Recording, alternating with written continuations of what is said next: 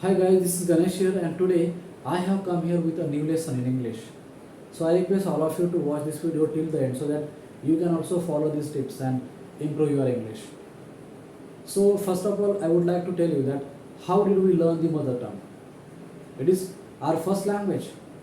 In case of me, it is Marathi, or in your case, it can be Hindi, it can be Urdu, it can be Kannada, it can be Gujarati also. But how did we learn that language? We haven't taken any sort of coaching, but without taking any sort of coaching or any sort of classes, we are speaking our mother tongue very fluently. Why?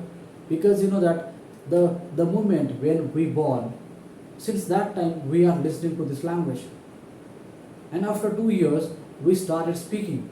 But first of all, we have been listening this language for years. That is why we are speaking our mother tongue very fluently. So you have to apply this same tips to the English also. You have to listen to English on daily basis. And at the same time, you have to practice, you have to talk to people. You have to at least start reading the books so that you can practice it on daily basis.